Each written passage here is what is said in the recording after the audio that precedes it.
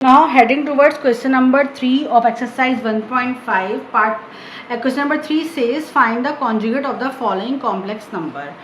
Part 1 से 3 + 2 आया था. मैंने इंट्रोडक्टरी वीडियो में बताया था कॉन्जुगेट क्या होता है. कॉन्जुगेट अगर पता करना हो तो मतलब ये कि सिर्फ इमेजनरी पार्ट का हमने साइन चेंज करना है, साइन अपोजिट करना है. अगर प्लस दिया है तो माइनस, माइनस दिया हुआ है तो प्लस.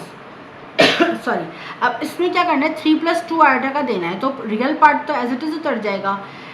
इमेजनरी पार्ट +2 आयोटा है तो ये हो जाएगा -2 iota. This is the conjugate of this number. इसको हम और इलेबरेट करके भी सॉल्व कर सकते हैं. इलेबरेट मतलब इसको हम कह दें कि let z = 3 + 2 iota, therefore z conjugate = 3 - 2 iota. इस तरीके से भी लिख सकते हैं या डायरेक्ट इस तरीके से भी इसको लिख सकते हैं. Now part 2 is 0 and -1. तो कॉन्जुगेट क्या होता है कि b पार्ट का हमें साइन चेंज करना है. तो क्या हो जाएगा, ये 0 तो एज इट इज़ रहेगा और -7 की जगह हो जाएगा +7. इसको हम इस तरीके से भी लिख सकते हैं या अगर हम इसको कॉम्प्लेक्स नंबर की फॉर्म में लिखना चाहें तो वो भी लिख सकते हैं. पहले हम इसको कॉम्प्लेक्स नंबर में लेके आएंगे. कॉम्प्लेक्स नंबर हो जाएगा 0, a की जगह कुछ भी नहीं आएगा, 0 है और ये हो जाएगा -7 आयोटा. तो कॉन्जुगेट क्या हो जाएगा, कॉन्जुगेट हो जाएगा कॉन्जुगेट = 7 आयोटा. सिंपल इस तरीके से हम इसको सॉल्व कर सकते हैं. Now -1 and 0. तो क्या होगा, पहले हम इसका अगर कॉम्प्लेक्स नंबर निकालें तो कॉम्प्लेक्स नंबर क्या होगा, -1. That's it. आयोटा इसमें आएगा ही नहीं क्योंकि b की जगह इसमें 0 है. तो कॉन्जुगेट में क्या होता है, हमें इमेजनरी पार्ट का साइन चेंज करना होता है ना. तो इसमें कॉन्जुगेट इसका जो बनेगा वो भी -1 ही बनेगा. तो कॉन्जुगेट अगर हम इस फॉर्म में लिखना चाहें तो हम लिखेंगे -1 और 0, क्योंकि 0 का कोई साइन ही नहीं होता. दैट्स वाई ये एज इट इज़ इसका कॉन्जुगेट उतर जाएगा.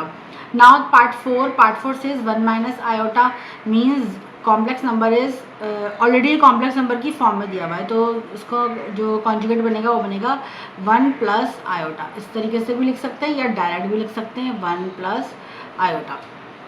अब वही फ्रैक्शन वाला सवाल आ गया जो हमारा क्वेश्चन नंबर 2 का पार्ट 5 था. पार्ट उसमें फ़र्क है, उधर माइनस था यहाँ प्लस है. अब क्या हो जाएगा, ये सिर्फ हमें इसकी साइन चेंज करनी है ना. तो क्या होगा, -3/4 प्लस की जगह हो जाएगा माइनस और अंदर है -4/5 और फिर आयोटा. अब ये यहाँ पे ख़त्म नहीं होता, इसको सॉल्व करना पड़ेगा. सॉल्व करने में क्या होगा, -3/4 माइनस प्लस 4/5 आयोटा. अब आप कहेंगे मिस ये तो प्लस और प्लस सेम ही हो गया, कॉन्जुगेट क्या हुआ. अब तो भाई ये देखिए प्लस माइनस माइनस बन रहा था, ओरिजिनल ये था माइनस, तो हमने कॉन्जुगेट बनाने में क्या किया, इसको प्लस कर दिया.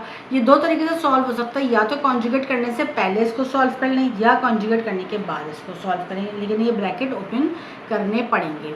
अब नेक्स्ट है 3 आयोटा +1. अब देखें इसके अंदर इमेजनरी पार्ट की वैल्यू पोजीशन चेंज है. इमेजनरी पार्ट पहले लिखा हुआ है, तो चाहे पहले लिखा हुआ हो चाहे बाद में लिखा हुआ हो, इसकी साइन जो चेंज होगी वो इमेजनरी पार्ट की ही चेंज होगी. या तो इसके दो तरीके हैं, पहले हम इसको चेंज कर लेते हैं अपने नॉर्मल फॉर्मेट में, देन हम इसका कॉन्जुगेट निकालते हैं, या हम पहले कॉन्जुगेट निकाल देते हैं बाद में इसको हम चेंज कर देंगे. इमेजनरी पार्ट की चेंज करनी है मीन्स -3 आयोटा +1 की चेंज नहीं कर दीजिएगा. हमें इमेजनरी पार्ट की पोजीशन चाहे कहीं पे भी हो, हमें इमेजनरी की ही चेंज करनी है.